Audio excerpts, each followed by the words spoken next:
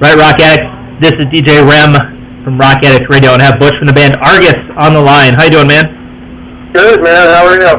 I'm doing well. Thanks for taking time to call in today. I totally appreciate it. Not a problem. Honored to do it. So why don't we start? If you could introduce yourself and the other members of the band that aren't with us today. All right. Well, my name's Butch. I sing for the band. Our drummer is Kevin Latshaw. Jason Micio's our guitar player. Eric Johnson's the other guitar player, and our bassist name is Andy Ramage. Okay, very good. And how long has Argus been together as a band? You know, the band actually started.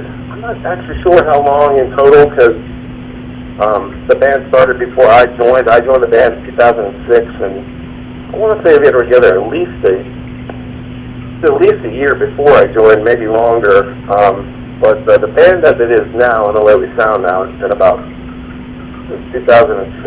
Eric was actually the old singer for the band, and he got married and moved away. And he was an old college friend of mine, a fraternity brother, and he sending me these messages to come see his band live, and I kept saying, "Yeah, I'll be there. Yeah, I'll be there." And I never got up to one of the shows, and finally I get the message, "This is my last show. Can you make it out?" And yeah, I'll definitely be there. And I was between bands at the time, didn't have anything going on. And so I just remember seeing these guys, and there were a couple songs they played where they busted into some harmony parts that I was just floored by. And actually, Andy, the bass player, really, really impressed me. I mean, the whole band did. But I started talking to Kevin afterwards about things, and those guys are like an hour and 45 minutes from me, what they call it, but I don't know, we ended up making it. We talked and hit it off and got together and jammed a couple times. And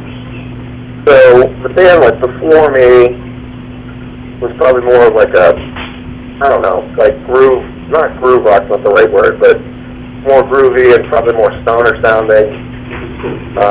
And when I joined the band, we started pushing in a more metal direction, suited my voice more, and just started pulling the different influences that everyone already had but weren't really using at the time. So I think it's what we're going on, 7 years now.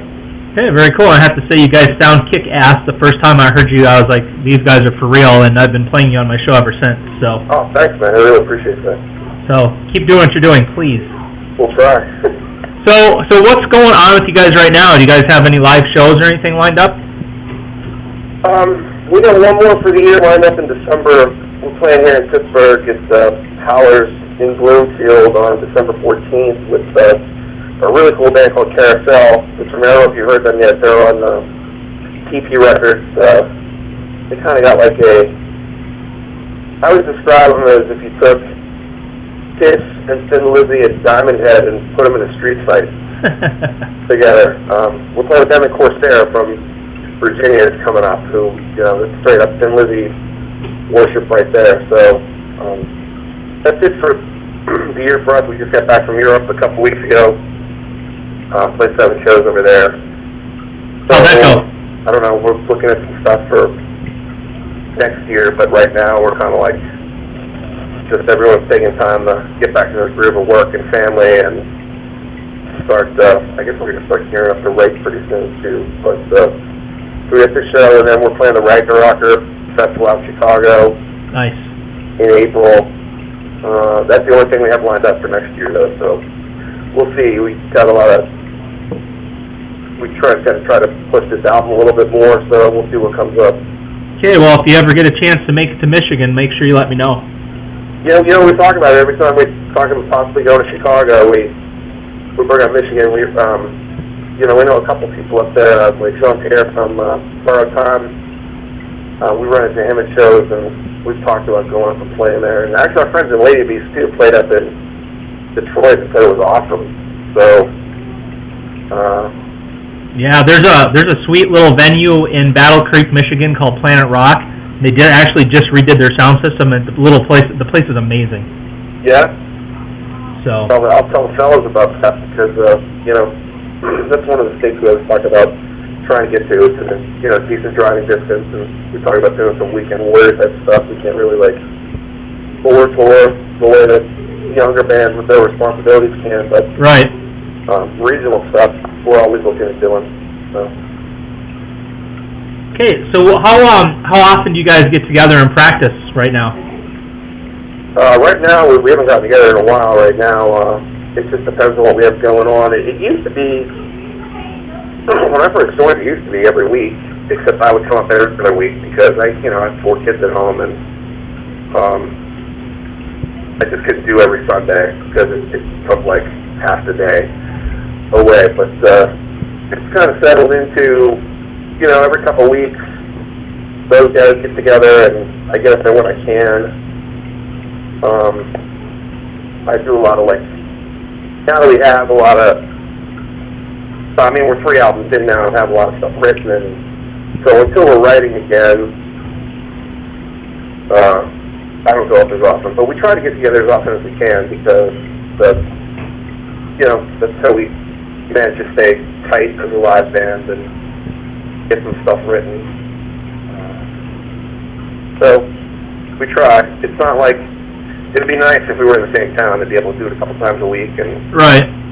But the band's always been good about those guys, like instrumentally, have always been real good about locking in together, and it seems like no matter how little or how much we practice, they're always really tight, those dudes, so it works out well for us. Hey, very cool. So here's a question for you. What got you into music? What kind of influences did you have growing up, and do you have even still now that keep you doing this? The first band I could trace it back to really is Kiss. I was, and it probably still, if push came to shove and someone put a gun to my head and said, what's your favorite band of all time, I'd probably have to say them. That's the oldest, the furthest back that I go with any band. I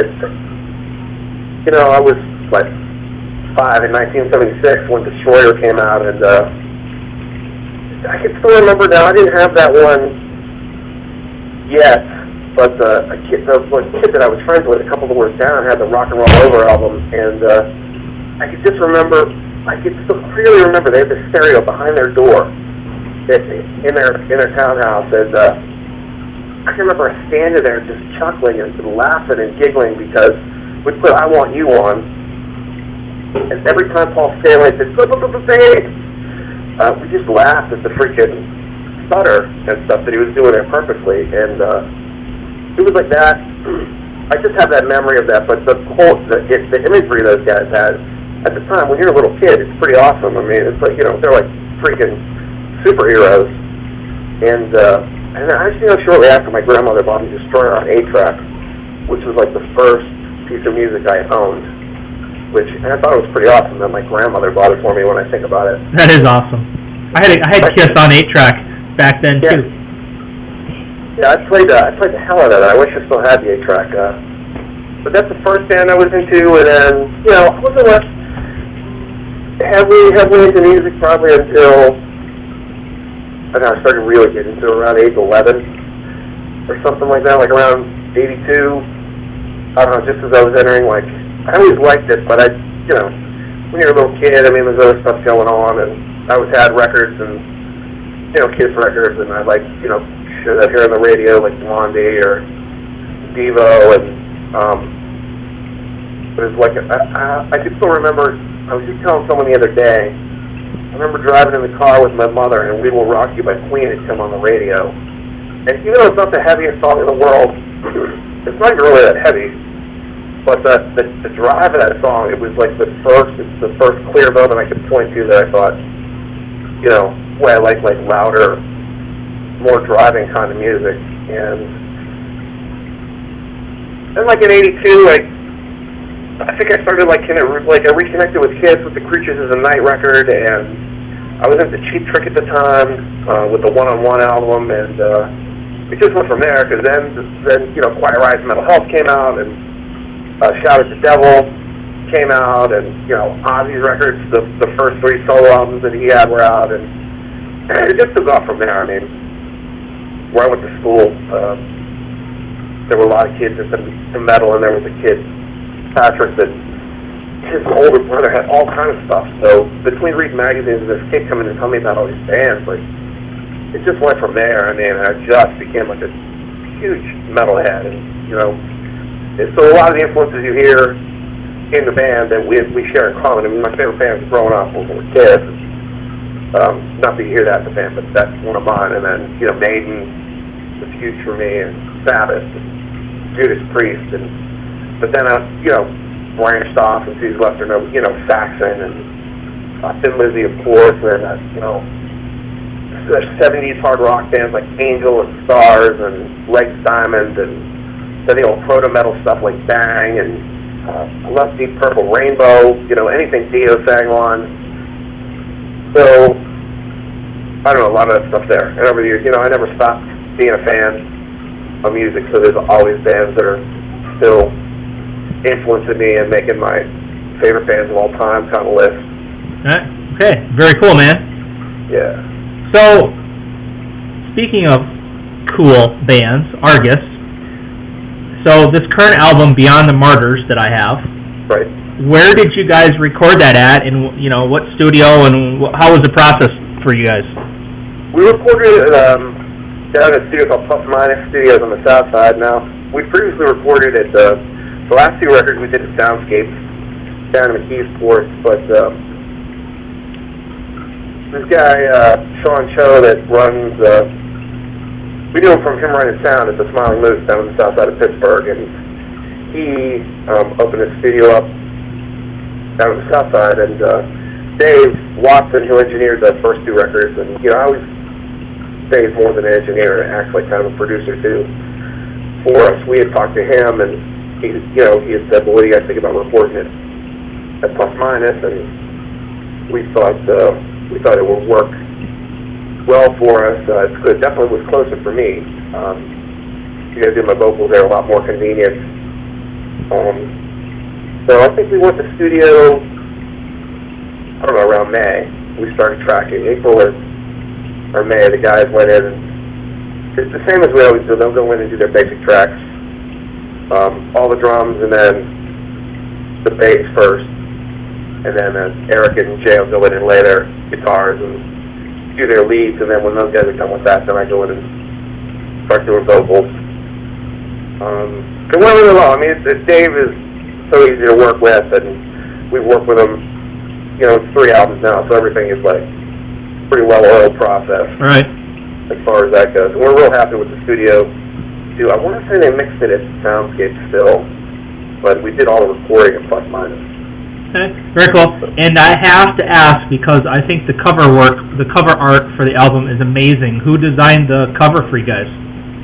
A guy named Brad Moore did our artwork again. We've been using it since the first album, and we just love his stuff. And I've known Brad since I used to play in a band called Penance, and I would run into Brad at different, like, doom metal stoner rock kind of festivals, like Emissions from the Monolith they used to have out in Youngstown, and Stoner Hands of Doom down in the Maryland and Virginia area, and so I'd run into Brad once in a while, and Brad had done, he'd done art for bands like 60 Watt Shaman, and there's some other bands in there, and he does like comic book stuff, and I always liked this stuff, and when we went to do the first album, when we were talking about who the heck we were going to get to do the cover, I said, what about, what do you guys think of Brad's stuff? Because Brad had done some artwork for Penance. We were going to use it for an EP, but we ended up, that EP turned into an album, and Brad's artwork ended up on the inside. But everyone liked his stuff, so we went with him, started with the first one, and we were happy with it, so we figure he's like our Derek Riggs at this point. Very cool. Well, and just the design itself, I mean, how did that process go? I mean, did you guys just give them the album and say, here's the music, now design something, or did you guys kind of already have a theme in mind? We kind of did with the first one. What we kind of did was I sent him our demo, and he just drew something and sent me.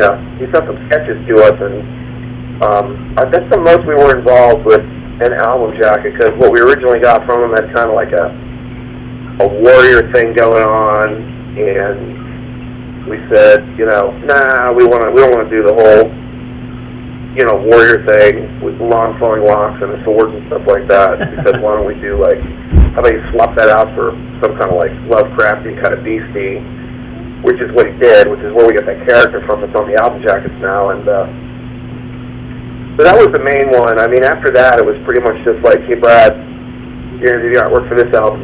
He'd be like, yeah, and we'd give him a very rough idea of what we were doing. I think with the second one, we just gave him a rough idea of how we wanted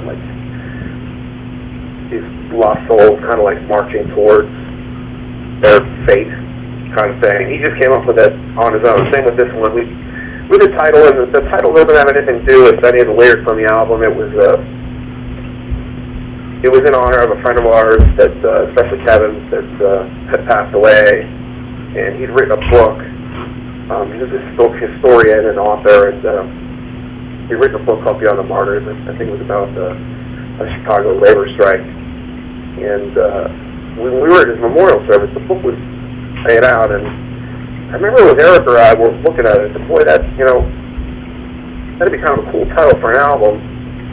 And so we asked the family, and the family was really cool about us using the title, and so we dedicated the album to him, and used the title, and named the instrumental after the title. So we had a really loose concept for the album jacket, and we pretty much just let Brad do his thing. I mean, I don't even know that we made any changes this time. I think he sent us his initial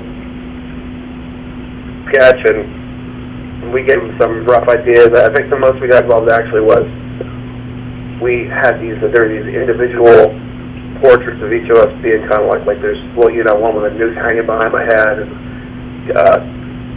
Kevin's got his throat slit, and I don't know, kind of us being executed. That we were originally going to use on the inside, I think, is instead of photos, individual shots, but they ended up just on this computer-looking thing that's inside there. But I think we asked him to do those. Other than that, he just does his thing. He's just good at what he does, and can capture the vibe. I just think he captures what we're looking for. We always think it's funny too, because if you look at the album covers, if you're some kid that's never heard the band, almost think we were a death metal band, right, or something. And we've always joked about, I wonder how many kids have picked a CD out thinking it was going to sound different than it did. But I don't know, we just like that creepy, monster, and colorful, and all that kind of stuff. Well, yeah. Well, I think the artwork is awesome. I love the story now behind the title of the album. It's kind of like a homage to your fallen friend. So that's awesome. Yeah, it was cool. I mean, we were having a hard time trying to figure out what we were going to name the album. I mean, how about we go Argus 3, or how about just Argus, and how about they would name it after one of the songs? No, I don't even have lyrics yet. We don't know what the song title is going to be. So. It just seemed to fit as soon as someone said it. So. Right. Very cool. So how did they come up, and I'm assuming you know the answer though, how did they come up with the name of the band? It's a good question. And I'm usually not prepared to answer, because usually I'm just making stories up about it, because we get especially early on, we get the question every interview, and so after a while I just started, because I never really talked to Kevin about where they got it from, but apparently those guys, used to get together and hang out, and I think a couple of them were D&D kind of guys, and so the name kind of came from, the mythological character of Argus, and I think they just like the name, plus those guys are Ween fans, and Ween had a song called The Argus, and so I think when they were looking for a name, they didn't really think too much about it. One of them just said, hey, what about Argus? And just, yeah, that's cool. And that's what we ended up just sticking with. That worked? We briefly thought about changing it, because there's 8 bands that have used the name, but, how many of them are active other than us? None. Very good. So what are the goals for the band? Where do you guys hope to be in a couple years, or what are your plans? Well, it's hard to say. I mean, we'd like to get to the point where doing things like going overseas are easier for us, in that, promoters are more willing to take us on and book us. into shows, and that we can get our guarantees up to the point where we're not going to lose money on airfare. Right. I mean, we'd like to be able to the point where, you know, our label's able to put our records out, and you know, I mean, we're pretty much there now, at least with, you know, having a small label behind us that, you know, we don't have to worry about where we're coming up with the money to record. You know, we've been overseas a few times now. It's just, we want to get to the point where that stuff is a lot easier for us, financially and logistically. But the fact of the matter is with the band, and the thing that's tough is that, maybe it's not so much because of our age, but just our situations in life. I mean, 4 of us have kids. You know, Kevin's married, and everyone's got, like, real jobs. So none of us are looking at this to make a living. It's kind of a very serious, glorified hobby. So we have to be realistic about what we think that we can do. I mean, it's nice once in a while we'll sit around and talk and think about what the band could achieve, were we able to tour, like really go out there and do it, because I think the sky would be the limit, honestly. I don't mean to sound, you know, arrogant or anything about it. I just think we have the potential to make a mark. I mean, my days of thinking I'm going to be a rock star are long over, but I don't have any doubt in my mind that we're able to really go out and push that, you know, we could at least be a bigger name.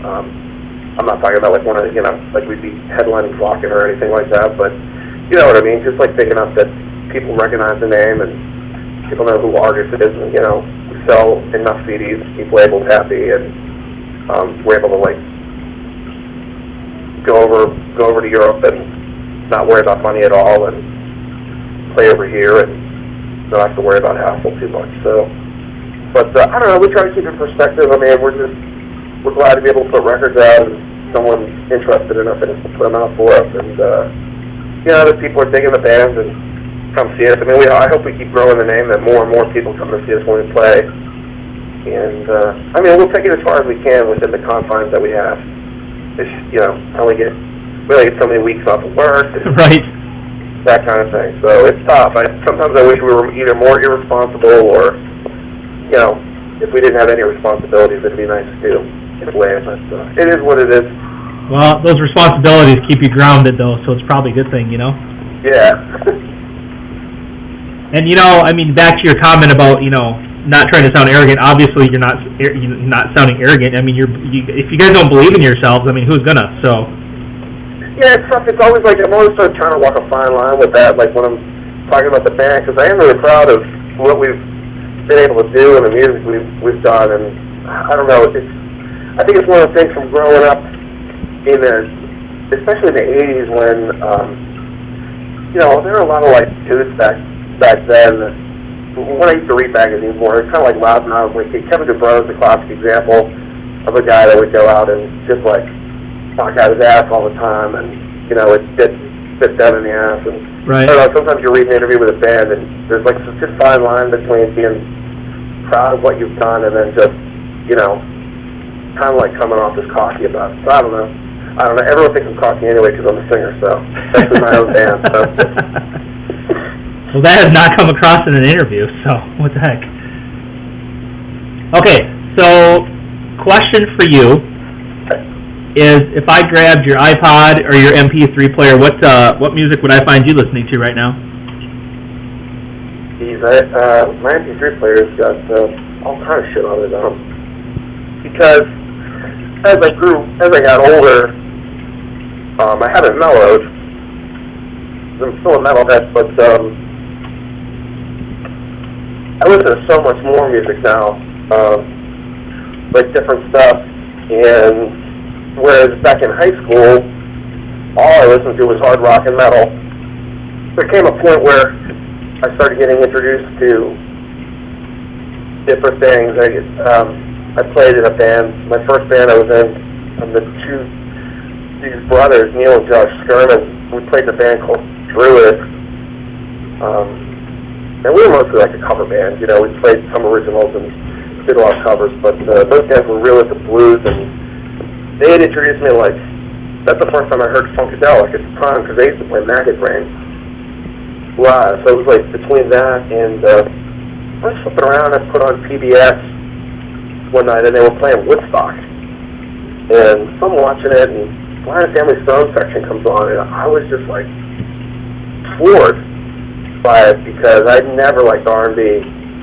And I'm just watching these guys, and I'm like, holy shit! I'm like, the power of that performance, and just how driving the music was. It kind of like turned me from there between that and Funkadelic. And then I went into James Brown, and then I eventually got into Marvin Gaye and like old school R&B. So I got stuff like that on my MP3 player.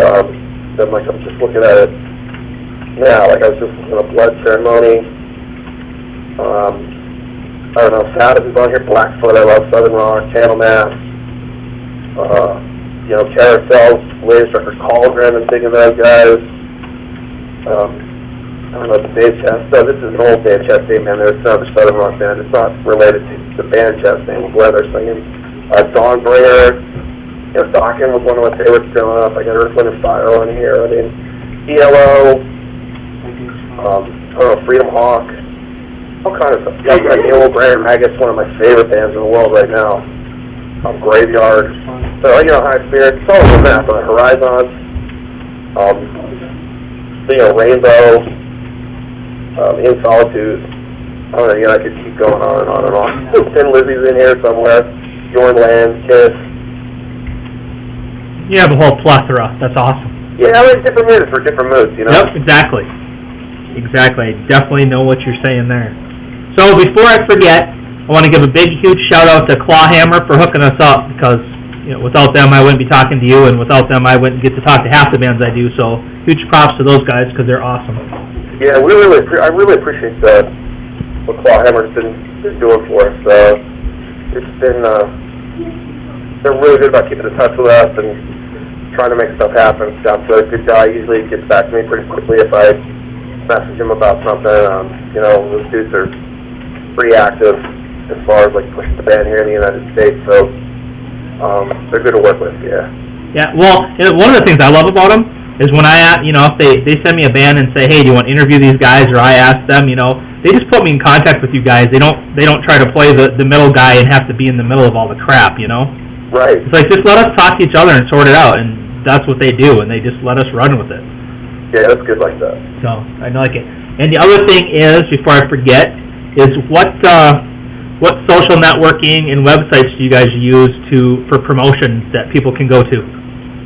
We have a Facebook page, and we have individual Facebook pages too. I mean, we have the band page, and then we all have our individual ones, and we'll add people on if they're following the band. I have a ton of people on my Facebook friends list that I just know from, they came out to a show and dug us and added me on. I set up a page for myself, like as an artist too, like I did with artists, but I don't keep up with it that well. I'm a procrastinator, and not that I'm lazy, but I just don't keep up with it that well. But I have that out there. I think it's Brian Butch Balich is that one. We have a website that Jay maintains, www.arcusmetal.com. I think that's about it. And where's a good place for people to go buy the current album at? Well, it's hard to say. The Cruzel Tour, their reach into America as far as getting CDs in stores, it's not like it's one of those things I think if you have a mom and pop shop, or I never tried like going to a Best Buy to see if they could order it, but I think it's pretty easily orderable, but it's not something you're necessarily going to find in a store unless they specialize in metal. So I'm trying to think of who in the States, like mail orders would carry it. I don't think Shadow Kingdom has it yet. And overseas, I know I've seen it in stores over there, and I'm sure by mail order you can buy them from Cruz del Sur, you can get them through us. We have all kind of merch, and so I know there's I think Brain Ticket probably carry their stuff down in Texas, and I'm just trying to think of some off the top of my head in the U.S., but, you know, I always see them popping up on sellers that mail orders and stuff that sell on eBay as well, always have our stuff, so it's not too hard to find. Good. I think I just found a vinyl LP of yours at Best Buy. Oh, really? Interesting. Yeah, I mean it has the same artwork, so I'm assuming it's the same. It's you guys. Yeah, we did release a new one on vinyl, so that's interesting. It's from 2010. Did you guys release an album in 2010 on vinyl? Oh yeah, that's the debut. Yep. Yeah. Shadow Kingdom probably. You know, Shadow Kingdom reaches a little bit. Over the years, Tim has managed to get stuff. I've actually seen some of his stuff. I work for a chain store called The Exchange that sells music and DVDs and video games, and I've actually seen between that and this place called Ives downtown here in Pittsburgh that I've seen the Shadow Kingdom stuff actually hit the racks. Whereas when he first started, the label didn't. I forget who distributes them now, Red maybe. But, you guys like on iTunes and Amazon and all that stuff too? Yeah, I don't know if the latest one is available through iTunes or not, but I'm assuming. Okay. I don't know, I kind of like to stay out of the business end of things. No, I hear ya. My opinion is, but I don't always know what's going on. Right. I always like to promote, you know, I'm trying to help promote that for you guys. I mean, obviously, you know, if you guys are going to continue to tour and stuff, you need to make money, so we need to help try to sell stuff. Yeah, I appreciate it. This is probably why I should know these details more to be prepared to answer that kind of question. It's all good. We won't hold it against you today. Yeah, instead of just go to Google and search it, man, and if you find it, buy it. And you know what? You probably wouldn't be surprised, but I hear that. When I ask this question, I get that a lot. Oh, really? The best thing is just to Google us. I'm like, use the Google. Yep, use Google. Okay, so what would you say sets Argus apart from, you know, all the other bands out there trying to do the same thing as you? Why should people come to your shows when you're on tour and stuff? What are they going to get from you guys? I mean, we're not reinventing the wheel. I'm not going to say we're doing anything so totally different from a lot of the bands out there. I do think that we have an interesting mix in that we're, like, on one hand, like a true metal band, kind of like, you know, we wear our influences on our sleeves. You know, you can definitely hear the Maiden and the Thin Lizzy and things like that in the music, and but we have, like, don't forget that, like, doomier, moodier side to the music too, and I think it's a mix. Like, it kind of puts us in a position where it's hard to pigeonhole. It's like some people are still calling us a doom band, and some people are calling us a true metal band, and, you know, where on one hand we're kind of like retro sounding because, you know, there's really nothing as far as riffing and stuff like that. We don't really do anything too modern. I mean, it's basically taking the blueprint that the greats that, you know, that we grew up with use, but at the same time, I don't think we sound like we're just out there trying to ape like what some 80s metal bands did. I mean, there's good, you know, mediocre bands out there doing that kind of thing. The good ones are the ones that you can definitely hear their influences, and oh yeah, that's total Maiden worship, but they do it their own way. And then there's some bands that it's just like, well, you know, I've heard that a million times, you know, right. Their own personality into it. So, I don't know, I think it comes across. I mean, I think Jay, the way he writes and some of the riffs he comes up with are sometimes a little bit off-kilter, not as straightforward. And my voice, I think, is hard to pigeonhole it, like, as who I sound like. I mean, I think I kind of have my own thing going on. So, and as far as, like, the live show goes, like, you know, we're just a tight, good live band. I mean, we just go out there and put everything into the show and play our hardest and do our best to sound good. And we've definitely been developing a reputation as a really good live band, which I'm happy about. I've always, like, been in a band that, you know, I always wanted to be in a band that when you play, you know, people would think, well, I wouldn't want to follow them, or that kind of thing.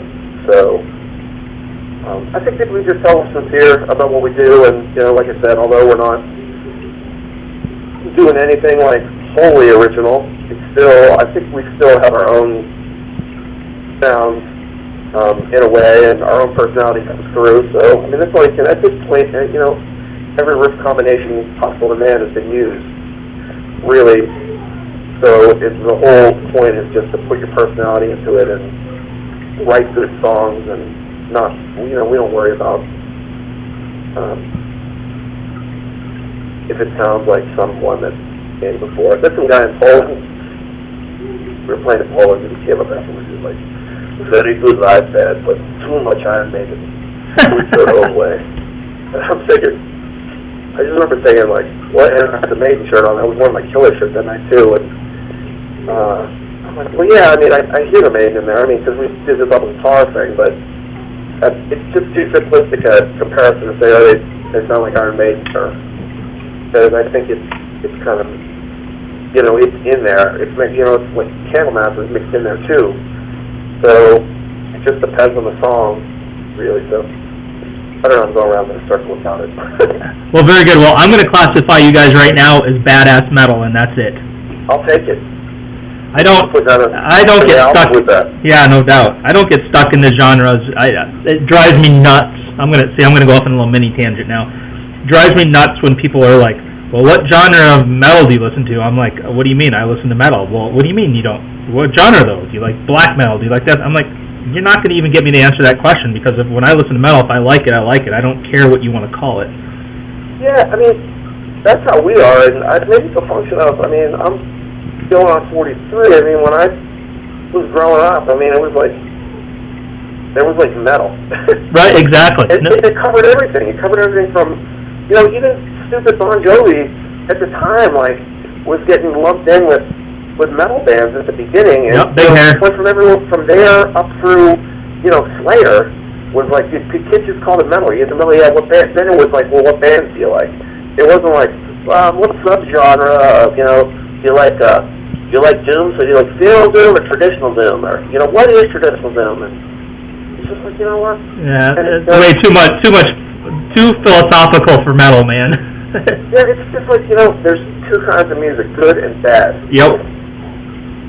Exactly. So, yeah, we don't get caught up in genres. I mean, we don't even try to describe ourselves. We just do what we do, and we like to read reviews. It's interesting sometimes. Well, these guys have clearly left their doomers behind them, and they're moving towards a true metal direction. I'm like, well, if you listen to the record, you can hear like a lot of those elements are still in there. It's just that they're not like condensed into one song, whereas a song like The Ladder on the last album was doomed the whole way through. Like now you get a song like They Had the Time of Bleeding that goes from an up-tempo thing to like a really moody, like doomy kind of verse, I think, and then, perks up at the end, and then the end you get the double guitar thing.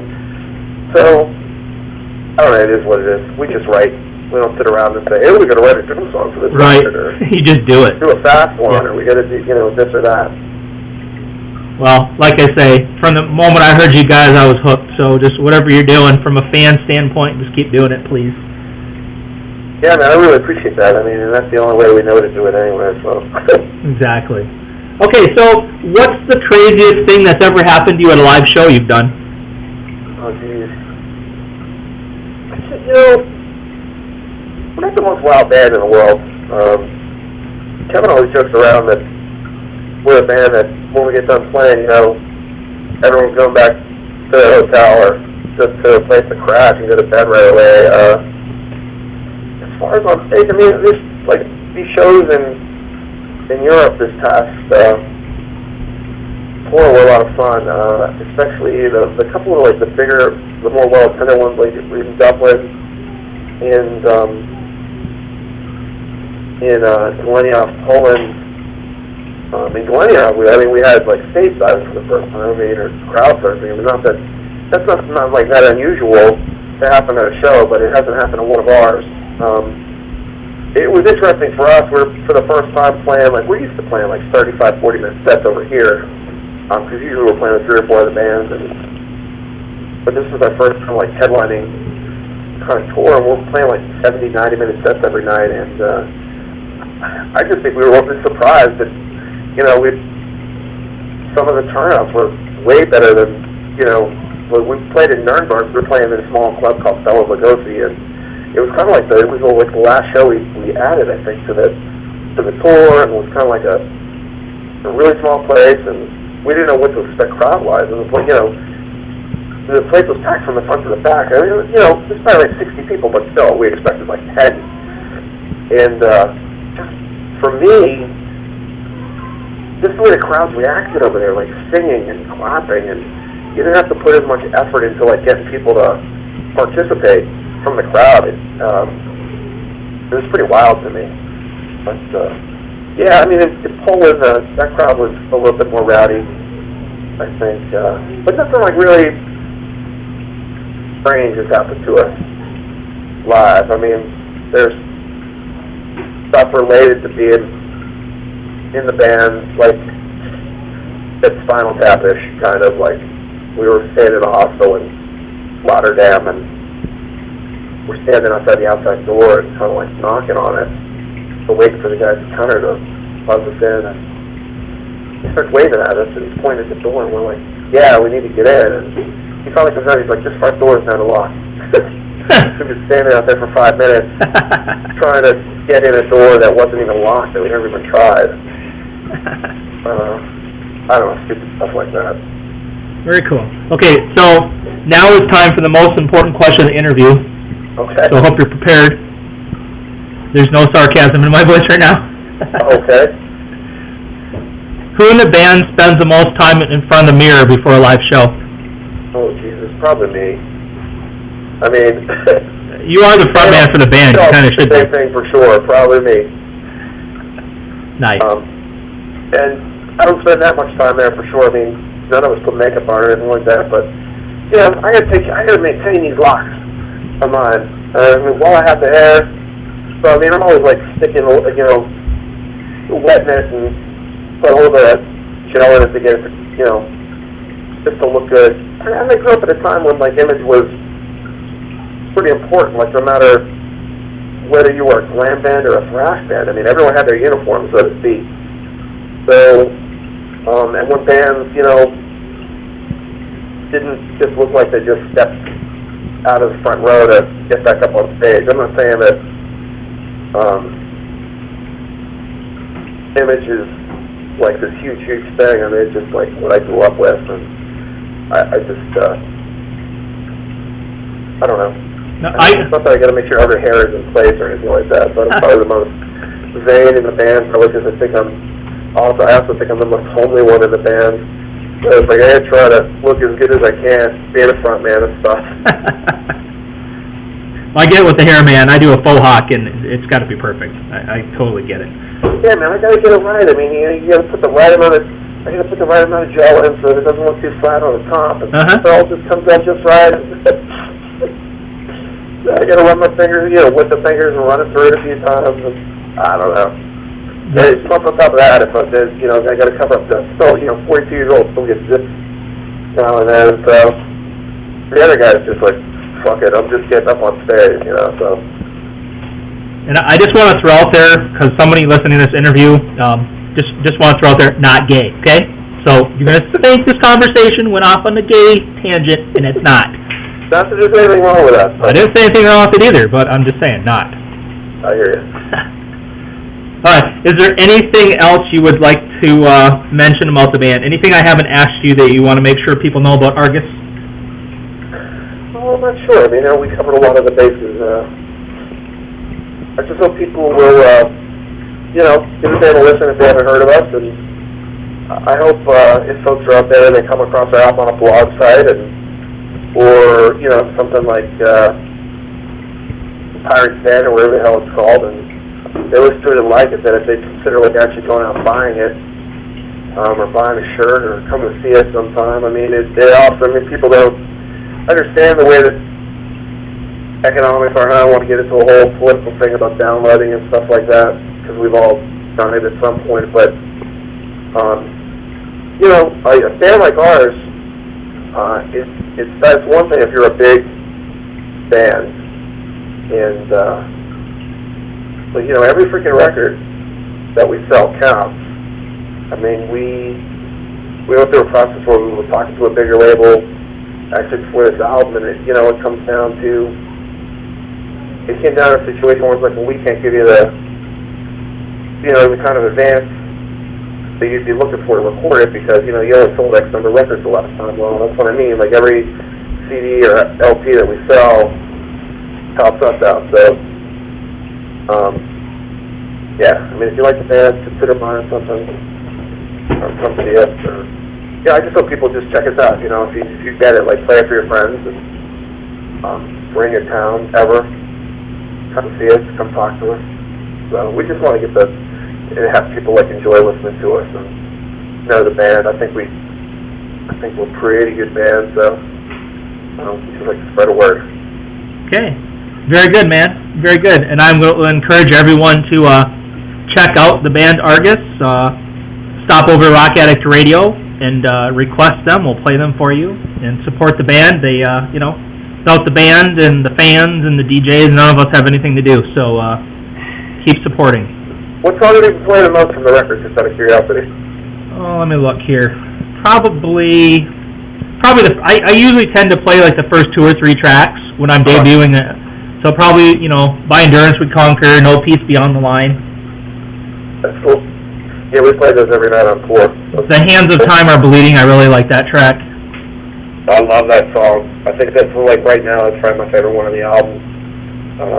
But I really like By Endurance We Conquer, too. I really open with that one every night, and that's a fun song. I like the whole thing, so... Well, I know. Ask me a year from now. I always say, ask me a year from now what I think about this album, I'll tell you. Exactly. Okay, one last thing to ask before I let you go. I would love a couple radio liners, if you don't mind. Sure, no problem. So the first one, if you can say, this is Butch from the band Argus, and you're listening to rockaddictradio.com. All right. Hey, this is Butch from the band Argus, and you're listening to rockaddictradio.com. Okay, the second one, the same thing, but you're listening to DJ REM at Rock Addict Radio. All right. Hey, this is Butch from Argus, and you're listening to DJ REM at rockaddictradio.com. And then the last one I'm going to have you do, my Wednesday night show, I actually broadcast on 2 stations, and so I'd like to have one for that station as well. So same thing, this is Butch from Argus, but you're listening to MetalDevastationRadio.com. All right. Hey, this is Butch from Argus, and you're listening to MetalDevastationRadio.com. Okay, very cool, man. Once again, huge thank you for calling in today. I much appreciate it, and I will keep playing your tracks. Thanks for the interview, man. Yeah, no problem. And have a great rest of your day. Sorry you have to go back to work. That's cool. It's just, I just got to play catch up, so. Right. Okay, man. We'll take care. Hey, take care, man. Thanks a lot. Bye. All right, bye.